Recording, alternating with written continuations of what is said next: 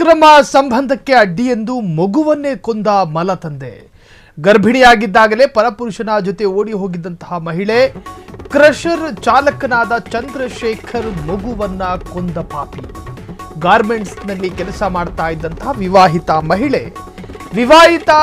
ಮಹಿಳೆ ಜೊತೆ lovey dovey ಶುರು ಮಾಡಿದ ಡ್ರೈವರ್. ವಿವಾಹಿತ ಮಹಿಳೆ ಮೊದಲೇ ಅಶೋಕ್ ಎಂಬಾತನ ಜೊತೆ ಮದುವೆಯಾಗಿತ್ತು. ಗರ್ಭಿಣಿಯಾಗಿದ್ದರೂ ಕೂಡ ಮತ್ತೊಬ್ಬನ ಜೊತೆ ಓಡಿ ಹೋದಂತಹ ಕಾವ್ಯ.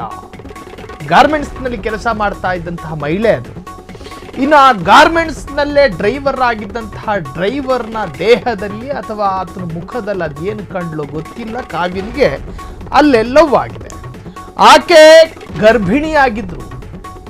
ಗರ್ಭಿಣಿಯಾಗಿದ್ದರೂ ಕೂಡ ಮತ್ತೊಬ್ಬನ ಜೊತೆ ಅಕ್ರಮ ಸಂಬಂಧವನ್ನ ಹೊಂದಿದ್ರು. ಅಕ್ರಮ ಸಂಬಂಧಕ್ಕೆ ಅಡ್ಡಿ ಎಂದು ಮಗುವನ್ನೇ ಕೊಂದಂತಹ ಪಾಪಿ. ಗರ್ಭಿಣಿಯಾಗಿದ್ದಾಗಲೇ ಪರಪುರುಷನ ಜೊತೆ ಓಡಿ ಹೋಗಿದ್ದಂತಹ ಮಹಿಳೆ. ಮಾರ್ಚ್ 20ನೇ ತಾರೀಕು ಮಗುವಿನ ಕೊಲೆ ಮಾಡಿದಂತಹ ಚಂದ್ರಶೇಖರ್. ಕಾವ್ಯ ಕೆಲಸಕ್ಕೆ ಹೋದಾಗ ಮಗುವಿನ ಮೇಲೆ ಹಲ್ಲೆ ಮಾಡಿ ಕೊಲೆ ಮಾಡಿದ್ದಾನೆ. ಕೊಲೆ ಮಾಡಿದ್ದನ್ನ ಮುಚ್ಚಿ ಹಾಕೋದಕ್ಕೆ ಹಾವು ಕಚ್ಚಿದೆ ಎಂದು ನಾಟಕ ಆಡಿದ್ದಾನೆ ರಾಸ್ಕಲ್.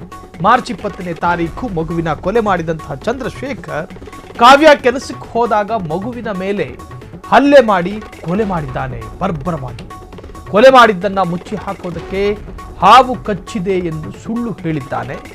ಗ್ರಾಮಸ್ಥರು ಅನುಮಾನಾಸ್ಪದವಾಗಿ ಹತ್ಯೆಯ ರಹಸ್ಯವನ್ನ ಬಹಿರಂಗಪಡಿಸಿದ್ದಾರೆ.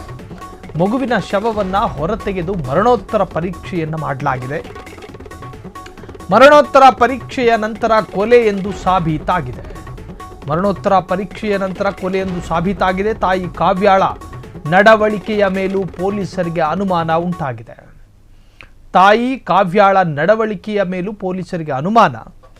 ಹೀಗೆಲ್ಲ ಆದ ನಂತರ ಇವರು ಅಕ್ರಮ ಸಂಬಂಧವನ್ನು ಇಟ್ಕೊಂಡಿದ್ರು. ಈ ಅಕ್ರಮ ಸಂಬಂಧಕ್ಕೆ ಆ ಮಗು ಅಡ್ಡಿ ಆಯಿತು ಅಂಥೇಳಿ ಈ ತಲೆ ಮಾಸ್ದವನು ಆ ಮಗುವನ್ನೇ ಕೊಂದು ಹಾಕಿದ್ದಾನೆ. ಕೊಂದು ಹಾಕಿದ್ದು ತನ್ನ ಪ್ರಿಯತಮೆಗೆ ಗೊತ್ತಾಗಬಾರದು ಅನ್ನೋ ಕಾರಣಕ್ಕೋಸ್ಕರ ನಿನ್ನ ಮಗುವಿಗೆ ಹಾವು ಕಚ್ಚಿದೆ ಅಂಥೇಳಿ ಸುಳ್ಳು ಹೇಳಿ ನಂಬಿಸಿದ್ದ. ಊರವರ ಜೊತೆಯೂ ಕೂಡ ಹಾವೇ ಕಚ್ಚಿದ್ದು ಅಂಥೇಳಿ ಅದನ್ನು ಸಾಬೀತುಪಡಿಸಿದ್ದ.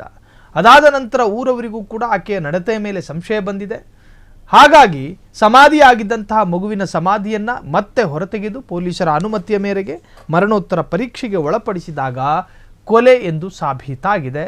ಈಗ ಅದರ ಸತ್ಯ ಬಹಿರಂಗಗೊಂಡಿರುವಂತಹದ್ದು.